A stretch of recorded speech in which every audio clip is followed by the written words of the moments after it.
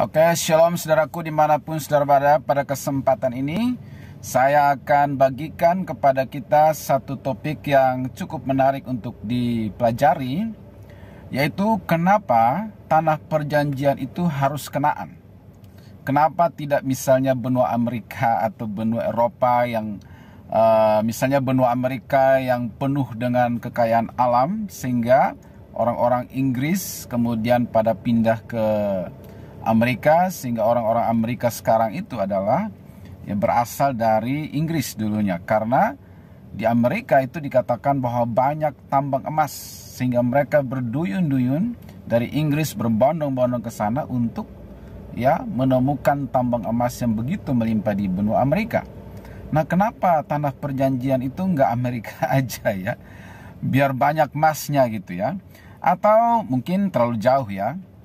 Kenapa enggak Arab Saudi ya, yang banyak minyaknya gitu, sehingga melimpah, bisa banyaklah ya. Artinya sesuai dengan namanya yang dijanjikan Tuhan bahwa melimpah susu dan madu gitu ya. Tetapi kalau kita lihat realitanya sekarang, tanah perjanjian yang adalah Kanaan ya, itu satu, luasnya nggak seberapa ya, memang sekarang lebih kecil dari yang dijanjikan di dalam perjanjian lama, dalam Kejadian harusnya lebih luas. Tetapi karena sejarah yang panjang saudaraku, sehingga sekarang itu jauh lebih sempit dari yang dijanjikan oleh Tuhan semulanya, kira-kira begitu ya. Jadi sudah kecil, daerah lokasi geografisnya sempit, kekayaan alamnya juga tidak terlalu menjanjikan seperti tadi perbandingannya Amerika atau Arab Saudi gitu ya. Tetapi diperebutkan begitu rupa, menjadi konflik yang berkepanjangan ribuan tahun, rasanya nggak habisnya ya. Kenapa ya tanah perjanjian itu harus di situ lokasinya, harus Kanaan ya? Pernahkah saudara mempertanyakan itu?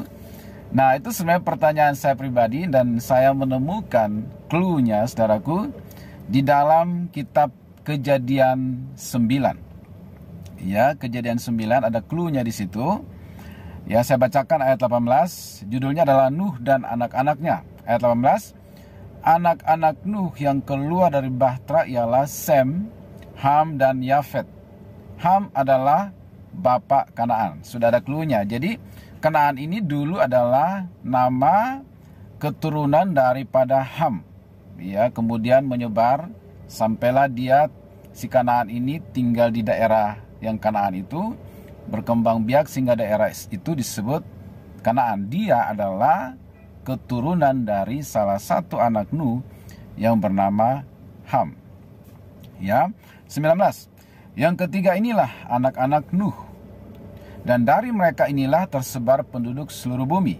Jadi menurut sejarah atau seperti yang dicatat dalam Alkitab, bahwa manusia angkatan dari Adam Hawa sampai ke zaman Nuh semua dibinasakan oleh air bah, karena dikatakan bahwa segala kecenderungan hati mereka membuahkan kejahatan, sehingga Tuhan memutuskan untuk memusnahkan manusia dan hewan-hewan ya, dengan menggunakan air bah, kecuali Nuh dan keluarganya. Jadi manusia atau kita yang ada hari ini bersumber dari 3 anak Nuh ini, yaitu Sem, Ham dan Yafet. Dan menurut penelusuran sejarah saudaraku, keturunan Sem itu adalah orang Israel ya, yang akhirnya kemudian Abraham dan membentuk orang Israel, dan juga orang-orang di sekitar Timur Tengah ya, Israel, Arab Saudi dan sekitar situ ya. Kemudian Yafet itu adalah nenek moyang dari orang Eropa dan sekitarnya, kira-kira begitu ya, Eropa, Asia dan sekitarnya ya. Kemudian Ham adalah nenek moyang orang Afrika, Mesir, benua Afrika lah dan sekitarnya, kira-kira begitu ya. Nah, jadi Kanaan ini adalah sekali lagi keturunan daripada Ham ya, dan kemudian tanah itu dijanjikan oleh Tuhan kepada Abraham sebagai tanah perjanjian yang dikatakan melimpah susu dan madunya. Ya. Nah, kembali ke pertanyaan awal, kenapa harus Kanaan? Nah, selanjutnya dalam kisah ini, dalam pasal ini atau judul ini, saudaraku, bahwa diceritakan bahwa suatu hari, ya, Nuh itu adalah seorang petani yang mula-mula membuat kebun anggur. Nah, suatu hari dia minum anggur, mabuk, sampai telanjang di kemahnya. Ya. Kemudian si Ham waktu melihat, ya, di dalam ayat 22 dikatakan maka Ham, bapak Kanaan itu, melihat aurat ayahnya karena bapaknya mabuk anggur sampai telanjang. Lalu Ham, bapak Kanaan ini, melihat aurat ayahnya, lalu diceritakannya kepada kedua saudaranya di luar. Jadi dia waktu melihat bapaknya telanjang, bukan cepat-cepat mengambil kain menutupi begitu. Ya, dia mungkin menertawakan dan keluar menceritakan atau mungkin menggosipkannya di luar gitu ya, kepada saudara-saudaranya di luar. Berbeda dengan sikap si Sem dan Yafet ketika mengetahui hal itu. Ayat 23, sesudah itu Sem dan Yafet mengambil sehelai kain dan membentangkannya pada bahu mereka berdua, lalu mereka berjalan mundur. Mereka menutupi aurat ayahnya sambil berpaling muka sehingga mereka tidak melihat aurat ayahnya. Jadi Sem dan Yafet ini sikapnya berbeda dengan Ham. Ham menertawakan, keluar menceritakannya kepada saudara-saudaranya dan tidak melakukan suatu tindakan apapun untuk menutupi aurat ayahnya. Sedangkan Sem dan Yafet mengambil kain, bahkan mereka tidak mau atau tidak rela melihat aurat ayahnya. Mereka mengambil sehelai kain berjalan mundur kemudian menutupi aurat ayahnya. Betapa hormatnya mereka kepada ayah mereka Nuh, walaupun Nuh itu memang benar-benar mabuk ya. Lalu apa yang terjadi waktu Nuh sadar, ayat 24, dari mabuknya dan mendengar apa yang dilakukan anak bungsunya si Ham bapak Kanaan itu, berkatalah ia, terkutuklah Kanaan, hendaklah ia menjadi hamba yang paling hina bagi saudara-saudaranya. Lagi katanya, terpujilah Tuhan Allah Sem, ya, keturunan Abraham, tetapi hendaklah Kanaan menjadi hamba baginya. Kanaan menjadi hamba bagi Sem. Semit, kalau saudara pernah dengar istilah kaum Semit yang diidentikan dengan orang Israel keturunan Abraham.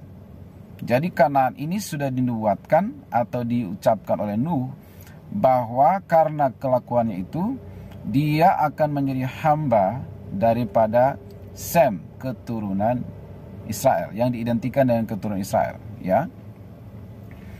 27. Allah meluaskan kiranya tempat kediaman Yafet dan hendaklah ia tinggal dalam kemah-kemah Sem. Tetapi hendaklah Kanaan menjadi hamba baginya. Ya. Nah, kira-kira seperti itu. Jadi itu gara-gara kenapa Kanaan itu diberikan menjadi tanah perjanjian, karena sejak semula dalam Kejadian, ya, lewat perkataan atau ucapan Nuh, itu sudah dikatakan bahwa Kanaan ini akan jadi hambanya Sem. Ya, akan hambanya Sem dan akan tinggal di kemah-kemahnya Sem dan menjadi hambanya Sem. Ya, jadi ini adalah petunjuk kenapa harus Kanaan menjadi tanah perjanjian.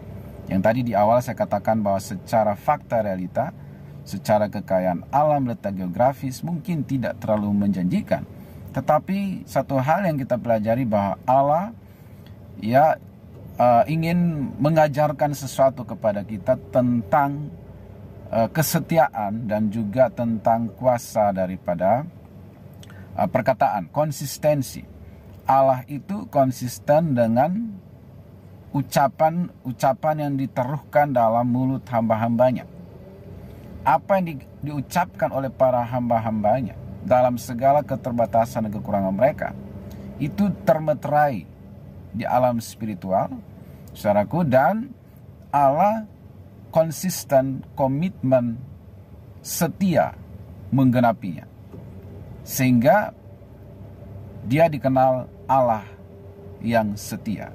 Setia terhadap janji. Dia Allah yang banyak mengucapkan janji dan dia janji-janjinya teruji dan dia suka memegang perjanjian-perjanjian dan setia terhadap perjanjian-perjanjian. Sehingga kita punya Allah yang dapat dipercaya karena kalau dia berjanji dia pasti menggenapi, saudaraku. Jadi kira-kira itu sejarah latar belakang petunjuk kenapa tanah perjanjian itu harus Kanaan.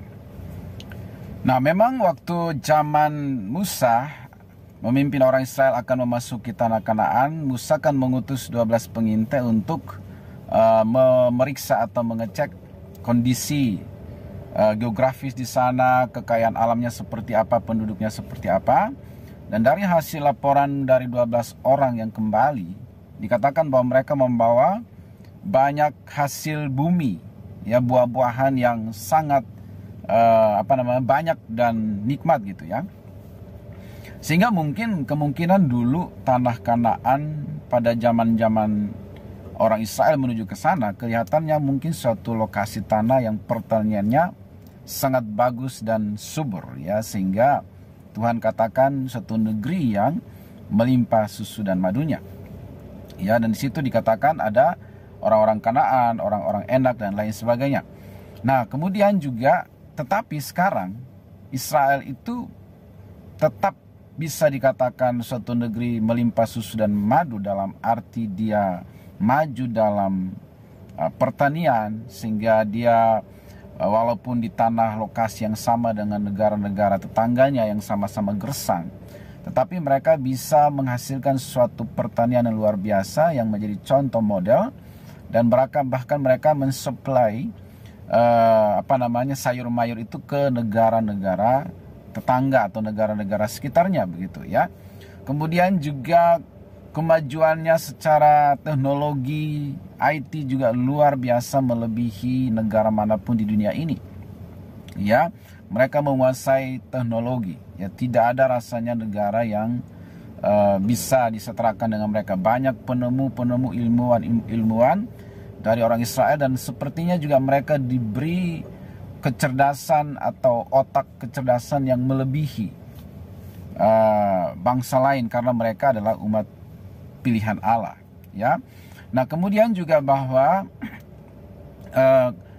kalau kita melihat kondisi sekarang, itu artinya bahwa Yerusalem dan Israel hari ini itu diperebutkan atau menjadi konflik yang berkepanjangan, bukan lagi karena faktor kekayaan alam ya saudaraku, tetapi lebih kepada suatu keikatan spiritual, pengalaman spiritual dengan Yahweh Allah yang luar biasa antara Allah dengan orang Israel ya. Sehingga, dan tadi saya katakan bahwa Tuhan itu setia terhadap janji-janjinya ya, sehingga walaupun katakanlah gersang, perang yang berkepanjangan, setiap saat bisa terjadi perang ya saudaraku, tetapi karena ada latar belakang historis yang begitu panjang dan mendalam turun temurun saudaraku, sehingga walaupun kecil hari ini di mata Tuhan dan di mata orang Israel, itu tetap tanah perjanjian. Dan kembali ke judul awal, kenapa? Karena sejak semula sudah dinubuatkan bahwa Kanaan akan menjadi hamba daripada Sem. Ya, semoga berguna. God bless you.